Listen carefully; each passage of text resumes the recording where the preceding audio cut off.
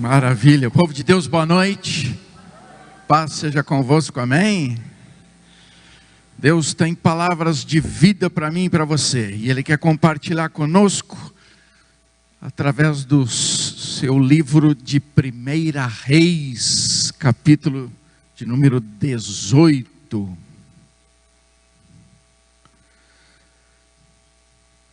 Glória a Deus. Muito bem, 1 Reis 18, verso de número 41. Diz assim: Então disse Elias a Acabe: Sobe, come e bebe, porque já se ouve ruído de abundante chuva. Amém? Feche os olhos, coloca a mão no coração e diga para Deus a liberdade que você dá para ser ministrado por essa palavra. Senhor, em nome de Jesus, eis a tua palavra que agora nos é entregue. E nós sabemos que ela tem os teus propósitos para serem estabelecidos, e sabemos que o que ela diz é o que ela cumpre. Mediante essa verdade te damos toda a liberdade, para que sejamos por ela abençoados nesta noite. E eu, Espírito Santo, me coloco à tua disposição, para que tu me tomes, a fim de que não seja eu a falar, mas sim tu falando e ministrando através de mim. Amém. Glória a Deus. Pode tomar o vosso lugar. Nós agradecemos a presença de todos aqui conosco, presencialmente aqui, né? Que dá uma alegria muito maior. Também agradecemos a todos que estão conectados conosco pelo Facebook, pelo YouTube, também compartilhando desse momento especial de Deus para as nossas vidas, através da sua palavra, que é viva, poderosa e eficaz. Maravilha. Meus queridos, esse texto que nós acabamos de ler nos relata um fato, um evento manifesto através da vida do profeta Elias. O profeta Elias teve uma trajetória muito grande no seu exercício ministerial, mas dentre aquelas mais conhecidas manifestações do poder de Deus através da vida dele, tem aquela do Monte Carmelo, onde Deus manda fogo do céu, consome toda a oferta, o holocausto que foi colocado ali, e os profetas de Baal são mortos naquele dia, a fim de cessar a idolatria. Essa era a proposta. Mas para você entender melhor esse texto, por causa da idolatria em Israel, por causa que Israel havia se distanciado dos mandamentos do Senhor, por causa de Acabe, que era um rei promíscuo, um rei perverso, e um rei que é mais conhecido pela sua esposa e pelos feitos dela do que pela sua própria pessoa, né? Todos lembram que Acabe era esposo de Jezabel, né? E essa mulher tem um histórico bem complicado diante da sua personalidade, das suas medidas impositivas, né? E que distanciaram o coração do rei dos propósitos de Deus, e ele fez o que era mal perante o Senhor. Então diz que por causa das atitudes de Acabe, o rei de Israel, e pela prática promovida na nação de Israel, por causa das atitudes que ele trouxe, promoveu, incentivou, motivou e praticou, o povo se afastou dos mandamentos do Senhor. E diz então que eles estavam num momento bem complicado da sua vida. E por causa dessa postura, dessa atitude presente em Israel como nação e na liderança através de Acabe e de Jezabel, diz que Elias trouxe uma palavra profética para o rei, dizendo que por causa dessas atitudes, não choveria sobre a terra 3 anos e meio. Elias trouxe esse decreto como juízo para a nação de Israel. E se a gente for analisar, uma nação extremamente agrícola, cuja dependência da sua economia, do seu comércio, das suas atividades lucrativas, estava vinculada à questão agropecuária, né? Porque eles tinham gado, eles tinham rebanhos de ovelhas, e eles tinham muitas plantações. Era um meio de subsistência e de atividade comercial. Sem chuva, não tinha pasto. Por não ter pasto, os animais não tinham comida. Por não ter comida, os animais morriam. Por não ter chuva, a terra era seca, a terra era árida e ela não produzia. E assim se manteve a situação por 3 anos e meio. Um momento complicado, por escolhas erradas, e que durante esse tempo não houve conserto algum.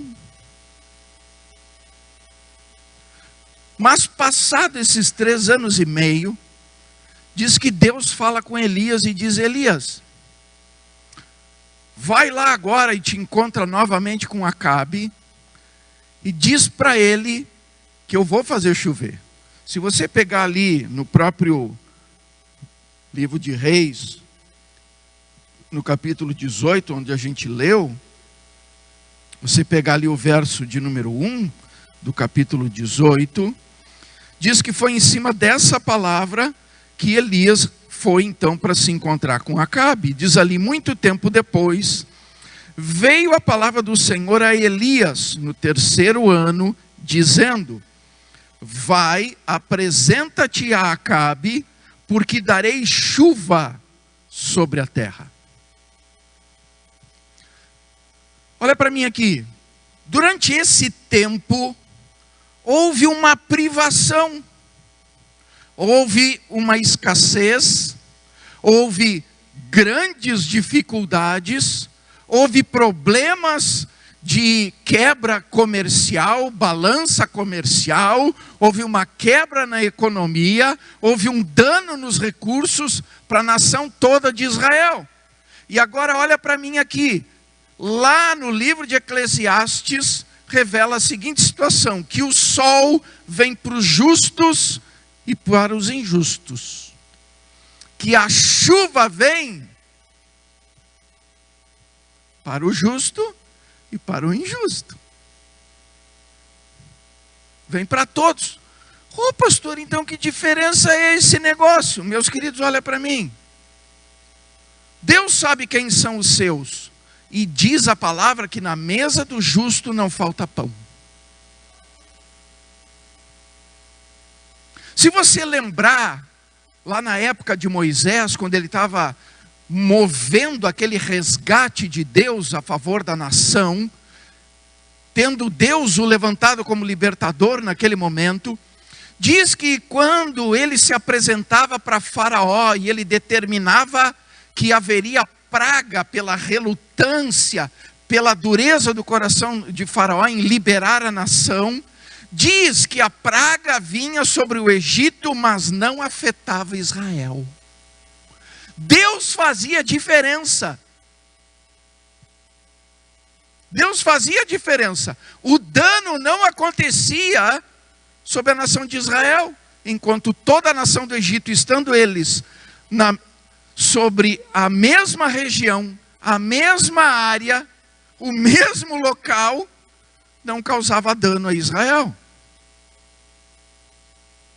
Tem uma outra passagem, se você pegar, lá no livro de Josué, no capítulo de número 6, diz que a nação de Israel novamente fez o que era mal perante o Senhor, e por causa disso eles foram entregues nas mãos dos midianitas, e aí os midianitas invadiam, e eles não conseguiam plantar, não conseguiam colher. Mas olha aqui para mim, nesse mesmo tempo, vocês vão lembrar dessa historinha, diz que Gideão malhava o trigo no lagar. Lembram disso? Agora eu pergunto, se os midianitas invadiam a terra, tomavam de assalto as plantações, levavam os animais, criavam um grande prejuízo para a nação de Israel, porque tinha alguém que tinha trigo, tinha comida, porque se ele estava malhando o trigo, ele tinha farinha, se ele tinha farinha, ele tinha pão, ele tinha bolo, ele podia fazer o que ele quisesse com farinha, massa, amém? Diz que enquanto os outros passavam fome, Gideão malhava o trigo. Pastor, o que o senhor quer dizer com isso? Que Deus faz acepção entre o justo e o injusto.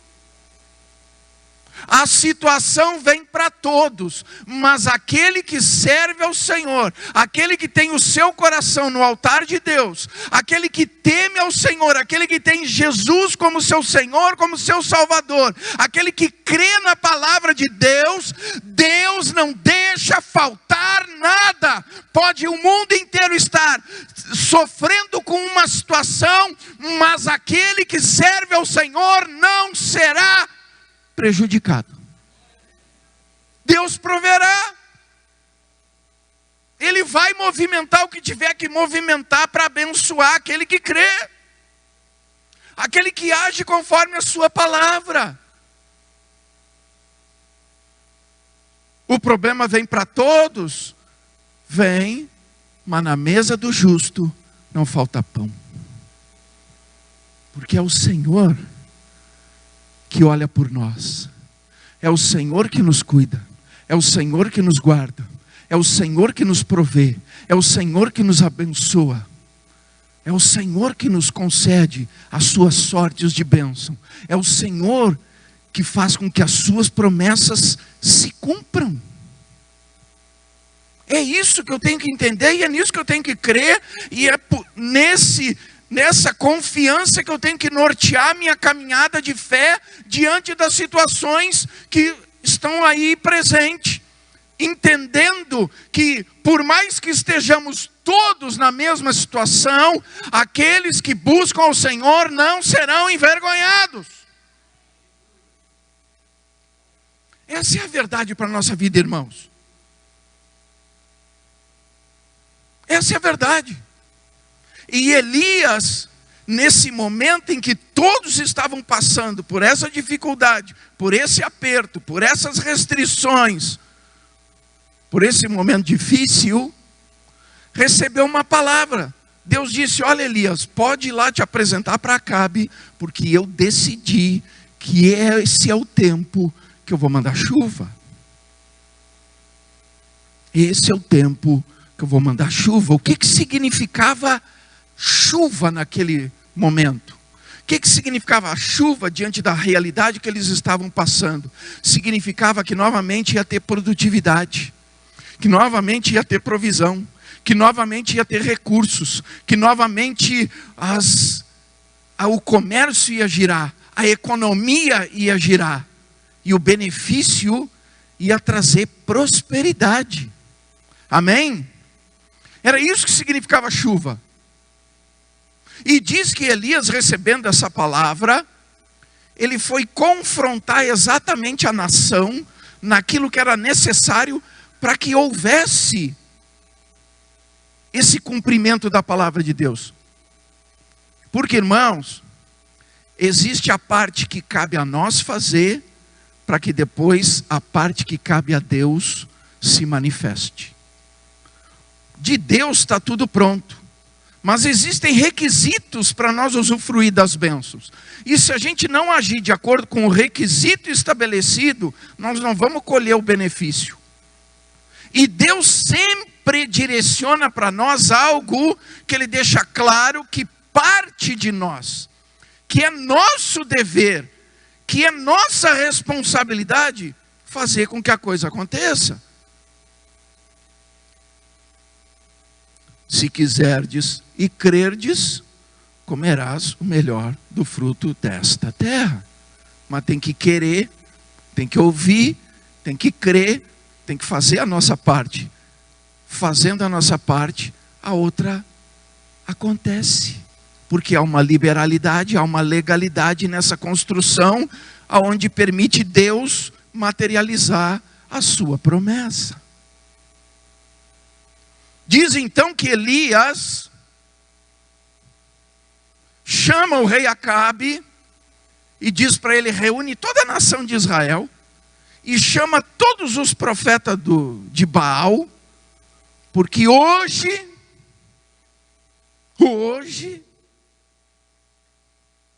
Deus vai se manifestar. E essa nação vai tomar uma decisão. Trocando em miúdos, foi o que Elias foi lá dizer para o rei.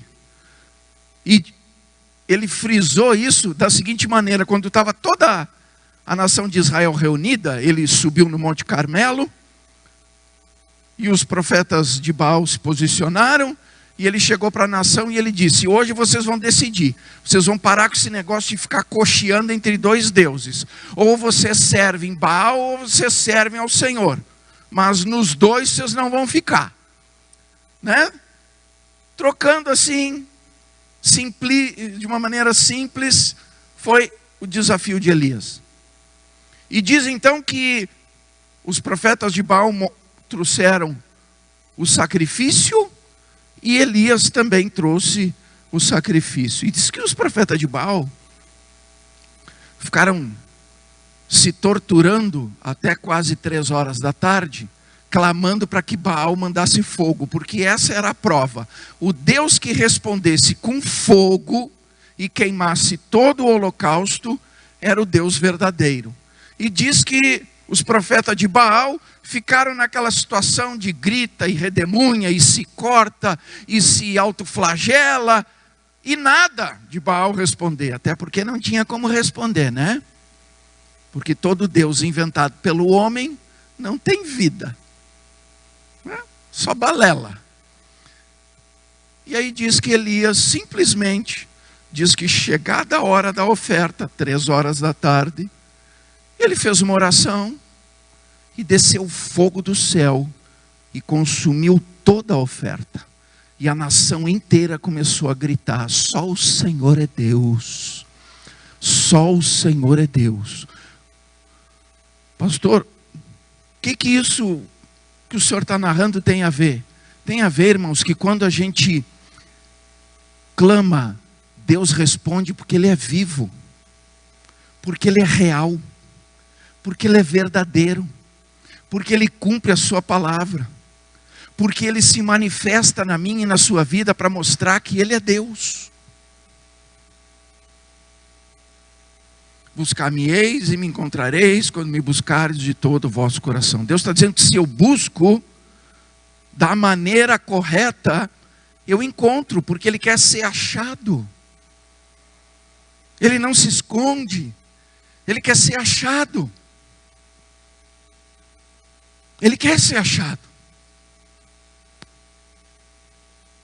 Feita essa situação, e Deus tendo se manifestado com poder, com fogo, e mostrado de que Ele é vivo, que Ele é real, que Ele ouve oração, e a nação tendo se posicionado, clamado e decidido que ela queria Deus, que ela identificava que só o Senhor era Deus, foi na sequência desses fatos, quando fizeram o que era o princípio a ser cumprido, a atitude a ser tomada diante da proposta de Deus, é que vem o versículo 41 que nós lemos, que diz: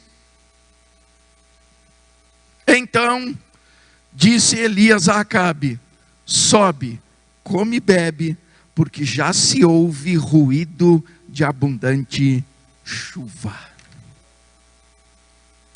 Irmãos, quando a nação fez a parte que cabia a ela, tomou a posição correta, cumpriu o princípio da maneira correta, tirou a dúvida, tirou a incerteza, tirou a dubiedade de pensamento, tirou as barreiras que deveriam ser tiradas, rompeu com aquela prática errada, Deus liberou a promessa. Deus liberou a promessa. E aí Elias diz: olha, sobe, come e bebe, porque já ouço o barulho de abundante chuva.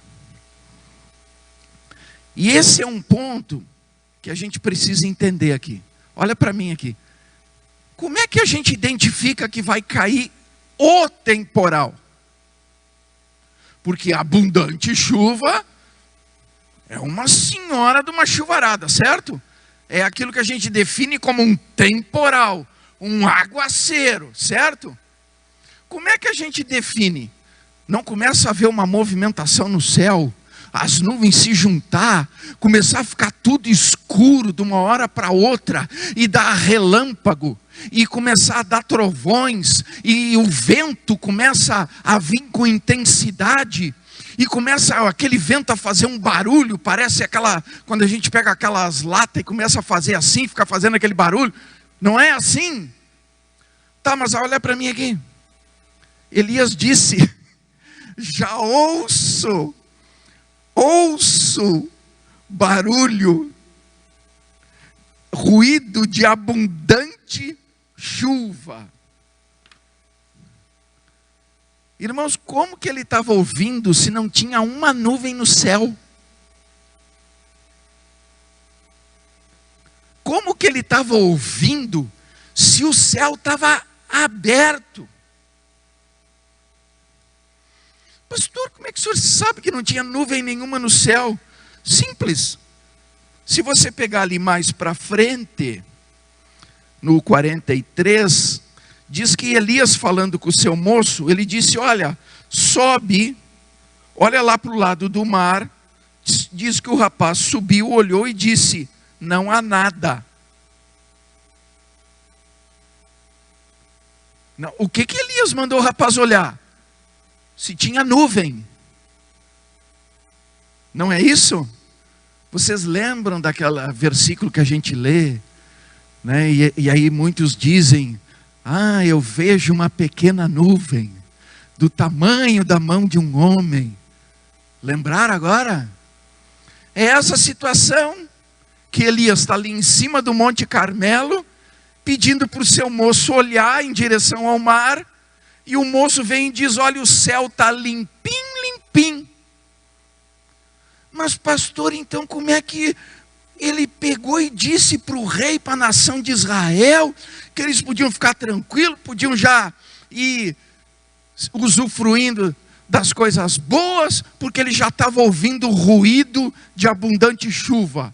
Meus queridos, quando você crê na palavra, e quando você confia na palavra na qual você diz que creu, você pode não estar vendo nada, mas você sabe que Deus vai fazer.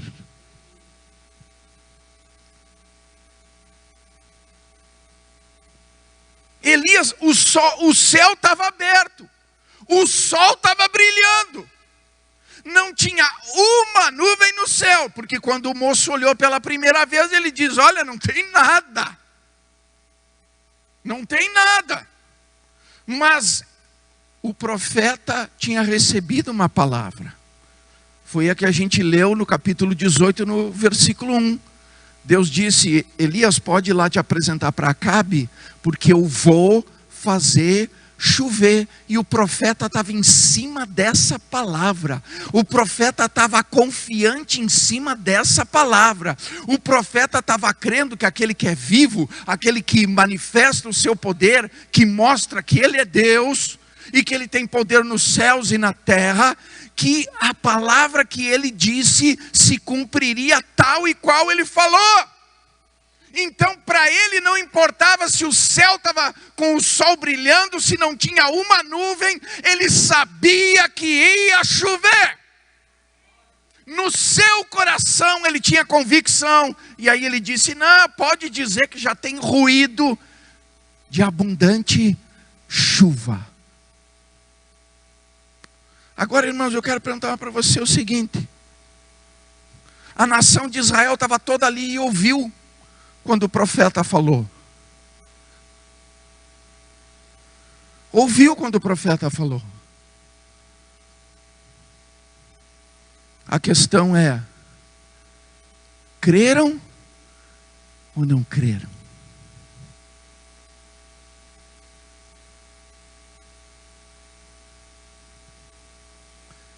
Elias tinha certeza, tinha convicção, tinha firmeza. Para ele não importava a realidade, ele tinha convicção de que, independente da realidade, Deus ia cumprir o que ele disse que ia cumprir. E muitas vezes, irmãos, a gente esquece. A gente lê na palavra e pensa que isso foi lá. Mas Deus continua sendo o mesmo Deus. Isso aconteceu é porque era Elias, né? Elias, quando orava, o fogo descia. Era o profeta Elias. Não, irmãos. Elias era como eu e como você. A diferença é que ele, quando abria a boca, tendo recebido uma palavra de Deus, ele tinha confiança e certeza absoluta que ia acontecer. Nós temos que ter essa mesma postura, irmãos. Desse altar tem saído aqui palavras de vida. Tem saído palavra de encorajamento, palavra de esperança, palavra de que há um cuidado especial de Deus sobre a nossa vida, sobre o nosso lar, sobre a nossa família, e que Ele é fiel e justo para cumprir cada uma das suas promessas. É isso que tem que estar movimentando a nossa vida. É isso que tem que estar trazendo convicção para a nossa postura de fé e manter viva a nossa esperança na certeza de que poderoso é Deus para nos prover infinitamente mais de tudo aquilo que pedimos ou precisamos, mediante o poder que dele procede. Essa chama tem que estar viva no nosso coração. Essa certeza tem que ser a primazia dos nossos pensamentos. É essa que tem que ser. Está acontecendo uma situação que está envolvendo todos? Sim. Sim. Não há uma acepção de pessoas diante do problema, diante da adversidade, diante dessa circunstância difícil, diante dessa pandemia. Não há acepção de pessoas. Todos estão no mesmo barco. Mas tem uma diferença. Porque Deus faz sim acepção de atitudes. Sobre aquele que crê, não faltará a provisão, a graça, o amor e o poder de Deus. Sobre aquele que crê, não faltará palavras de esperança, de encorajamento, de vida. Não faltará palavras que tragam certeza de que Deus cuida de nós e que nós podemos sim ter esperança. Porque vai passar. Vai passar. E quando nós olharmos para trás, nós vamos poder cantar o hino de vitória e glorificar o nosso Deus como uma testemunha de que Ele é fiel à sua palavra. Essa postura tem que estar presente. Mas pastor, se Elias estava vendo o céu sem uma nuvem e recebendo informação sem nenhuma nuvem, qual era a postura dele? Olha para mim aqui. Vou ler para vocês qual era a postura dele. Diz ali que subiu Acabe a comer e a beber, né, de acordo com a orientação de Elias, mas diz que Elias, isso está no verso 42, Elias, porém, subiu ao cimo do Carmelo, e encurvado para a terra, meteu o rosto entre os joelhos. Ele subiu no cimo do Monte Carmelo, se acocou e colocou a cabeça dele no meio dos joelhos. Para quê, pastor? Para orar. Orar o quê, pastor? A palavra de Deus. Deus não disse para ele: Elias, vai chover? O céu estava limpinho. O que ele fez? Foi orar: Senhor, tu disse que vai chover, e eu creio que vai chover, e por eu crer que vai chover, eu te glorifico, porque eu tenho certeza de que tu, no devido tempo, vai derramar água abundante, como tu mesmo o falou. Pastor, como é que o senhor sabe que Elias estava orando, pastor? Abra lá no livro de Tiago, capítulo de número 5. Tiago, capítulo de número 5. Vou ler os versos 17 e 18, fica mais explicadinho. Diz ali: Elias era homem semelhante a nós, sujeito aos mesmos sentimentos, e orou com instância para que não chovesse sobre a terra. E por 3 anos e 6 meses não choveu. E orou de novo. Amém, irmãos? E orou de novo. E o céu deu chuva, e a terra fez germinar seus frutos. O que ele estava fazendo em cima do monte? Orando. Orando o quê? A palavra. Irmãos, abre comigo ali, ó, num versículo onde Jesus fala sobre postura de oração. Mateus 6:6. Mateus 6, verso 6. Lembra quando Jesus estava no Sermão da Montanha, instruindo aquela multidão toda que se reuniu, e ele está dando várias orientações e revelando circunstâncias sobre o reino dos céus, como era o reino dos céus, como entrar no reino dos céus, e dentre essas, ele também explicou sobre oração. E aí ele fala ali no verso 6, tu, porém, quando orares, entra no teu quarto, e fechada a porta, orarás a teu pai que está em secreto, e teu pai que vem em secreto te recompensará. Nós temos que criar um ambiente adequado, para esse ambiente adequado ser um ambiente de intimidade, onde a gente não deixe nada externo nos influenciar e tirar do foco, onde a gente não permita que nada venha trazer uma realidade diferente do que aquela que eu recebi do Senhor mediante a sua palavra.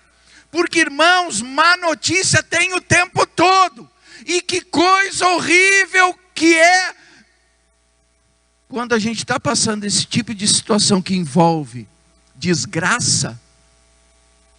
A prioridade é divulgar a desgraça.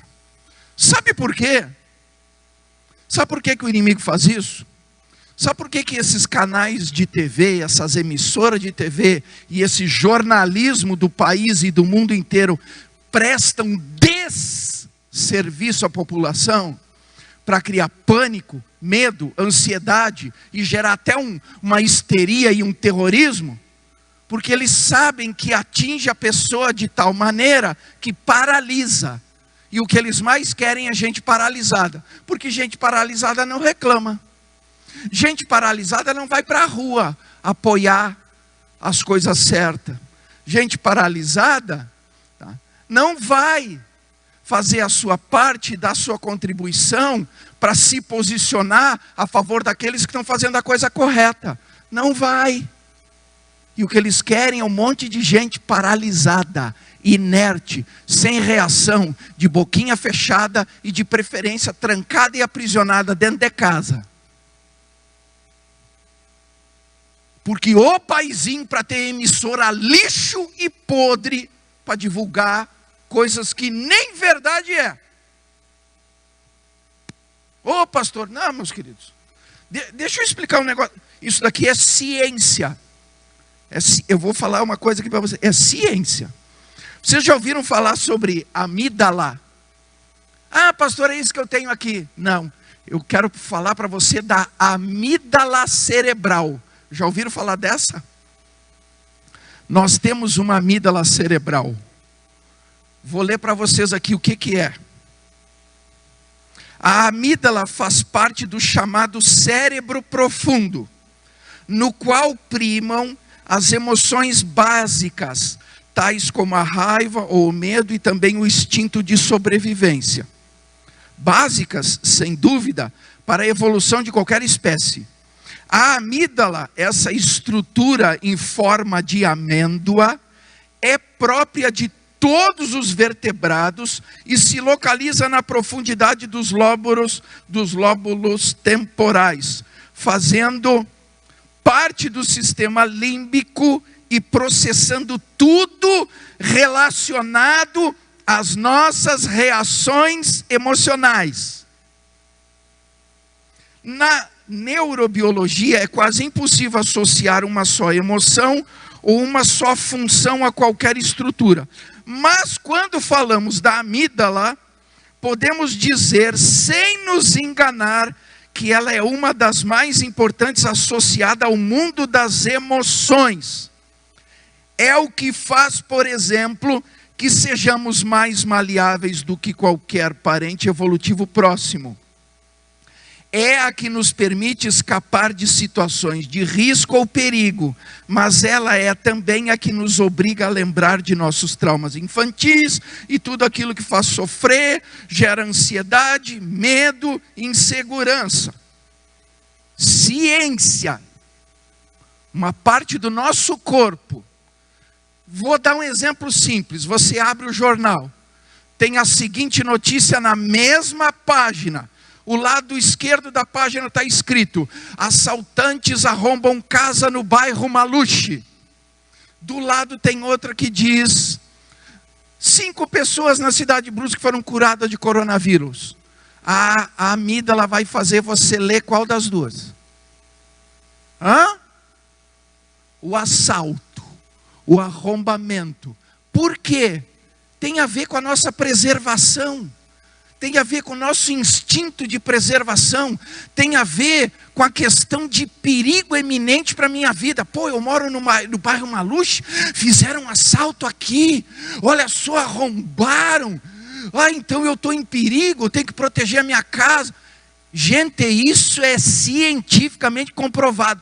O meu cérebro, por causa dessa amígdala, que controla as emoções, vai fazer eu ler a notícia ruim. Vai fazer eu dar ênfase para a notícia ruim.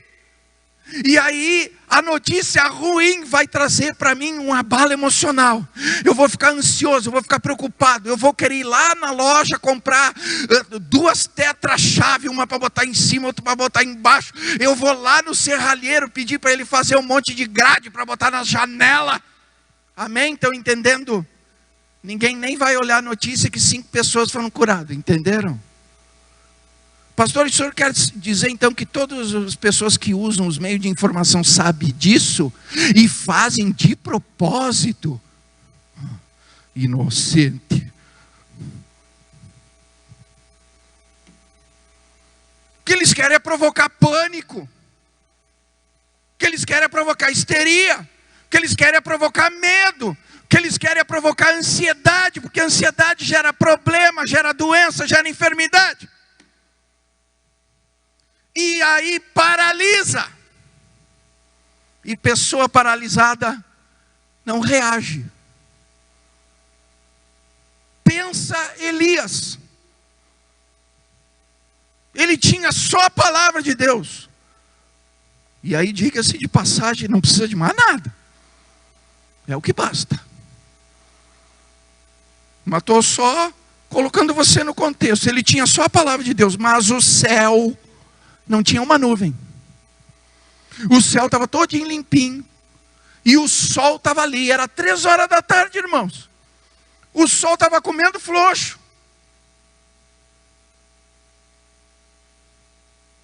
Aí, olha para mim aqui. Elias manda o moço dele olhar em direção ao mar.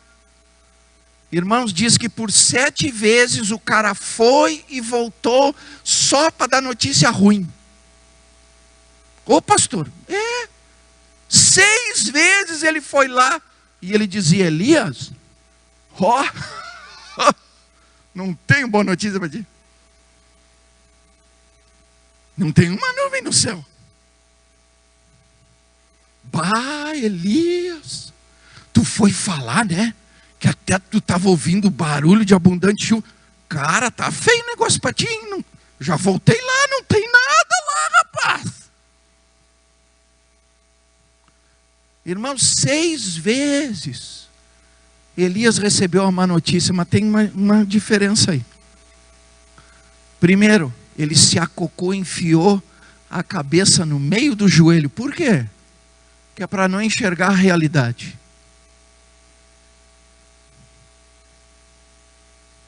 Para ele não ser contaminado pela realidade promovida pelos seus olhos. Ele botou a cabeça no meio dos joelhos e continuou orando. Diz que ele orou incessantemente. Mas o cara voltava. Elias, bah, é a 4ª vez, não tem nada lá não. Tu tens certeza? Tu está certo disso? Estão entendendo, irmãos? É por isso que Jesus diz, entra no teu quarto, fecha a porta depois de ti, ou seja, sai fora de toda a realidade. E cria um ambiente de intimidade onde é você e Deus. É você e a palavra. É a sua fé e a fidelidade de Deus com a palavra. Estão entendendo, irmãos? Jesus disse, se tu ficar olhando para a realidade, trocando em miúdos, né? Pegando o versículo e botando ao contrário. Se tu ficar olhando para a realidade, tu não vai conseguir orar. Tu não vai conseguir declarar aquilo que tu recebeu de palavra. Porque entre a palavra, que ainda não produziu o seu efeito, e aquilo que tu está visualizando, tu vai acreditar no quê? Aí Jesus diz, não, para aí, cria um ambiente onde o teu foco seja só a palavra e a comunhão com Deus. A palavra e a comunhão com Deus. E não dá valor para as notícias ruins. Não dá valor para o que colocam em evidência de desgraça, de derrota. Tem muita gente perguntando, pastor, mas o que vai ser depois? Não sei. Não sei. Agora uma coisa eu sei, com Deus eu tenho um futuro. Com Deus eu tenho um futuro. Outro dia eu li uma postagem bem interessante, porque agora eu estou o tempo todo com o celular, né? Porque até reunião agora é pelo celular, né? Reunião de plataforma Zoom, reunião de não sei o que, reunião de trabalho, reunião, até aula online agora, né? Estou envolvido, então o tempo todo com o celular. E aí eu li uma frase bem interessante. Uma pessoa postou lá, e um dos mensageiros de Deus, um dos profetas de Deus, um dos missionários de Deus colocou assim: eu li a última folha de Apocalipse e lá diz que nós vamos vencer. Eu li a última página da Bíblia e lá diz que nós vamos vencer. É isso que interessa, irmãos. Não interessa se tem um problema que está criando problema para todo mundo. Aqueles que têm fé não hão de perecer. Aqueles que têm fé verão a glória de Deus. Aqueles que creem na palavra viverão pela palavra. E a palavra tem poder de fazer até o impossível se tornar possível. Elias recebeu 6 notícias ruins, mas ele mantinha o seu ambiente de intimidade, o seu ambiente alheio à realidade, o seu ambiente alheio às má notícias. E diz que orando incessantemente o quê? A palavra. Irmãos, tem um outro versículo, abra comigo. Diz ali em 1 João, capítulo 5, verso 14. Primeira epístola de João, capítulo 5, verso 14. Esta é a confiança que temos para com Ele. Com Ele quem? Deus.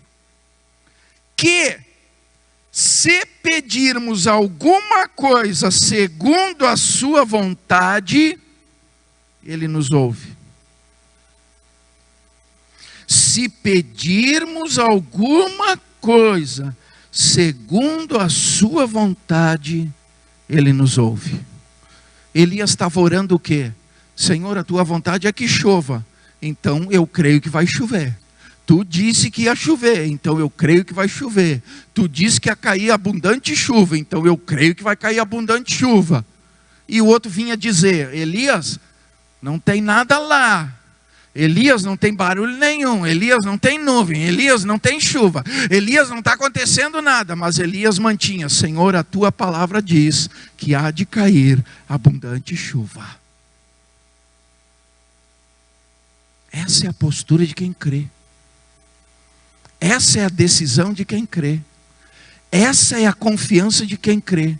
Que se pedirmos alguma coisa segundo a vontade de Deus, Ele o fará.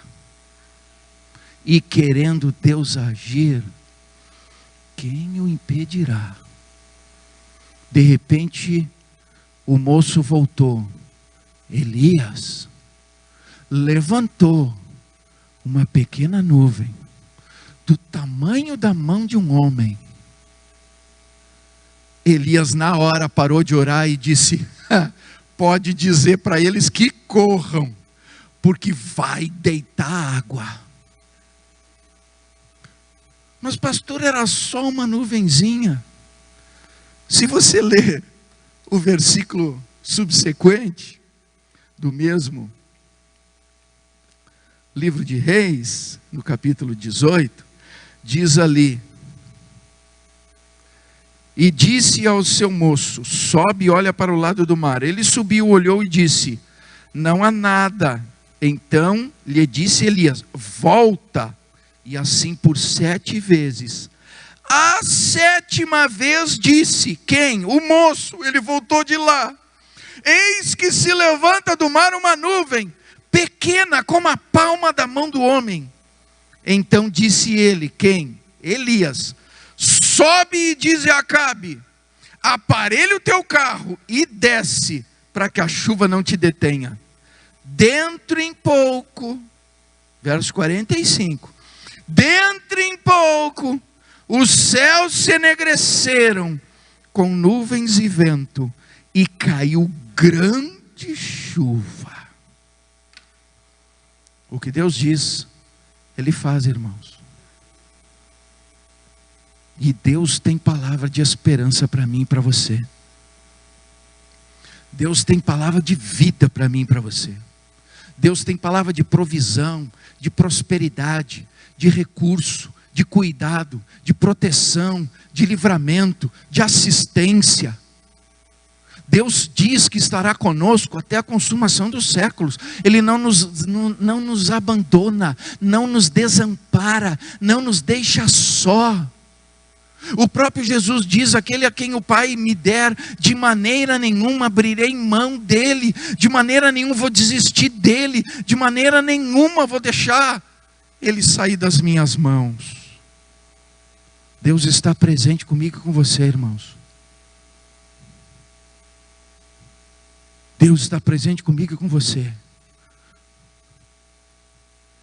Pode o mundo estar passando por privações, por incertezas, por medos, mas o Senhor há de nos guardar, há de nos abençoar, há de estar presente conosco e há de nos conduzir até o outro lado para nos dar vitória e se manifestar mediante a sua glória, dizendo que Ele é Deus.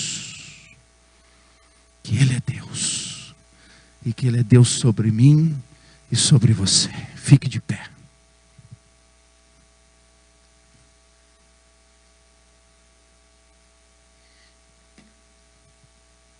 Feche teus olhos, coloca a mão no teu coração. Não sei o que você está passando, mas aqui na nossa igreja nós estamos aqui só para te dar boas notícias. Porque essa palavra é verdade. Porque essa palavra saiu da boca de Deus, não saiu da boca de homens. Nós estamos aqui para dizer que nós vamos sim vencer. Que nós vamos sim passar pela prova e chegar do outro lado com o brado da vitória. Vamos orar ao Senhor. Repita assim comigo: Senhor Deus Todo-Poderoso,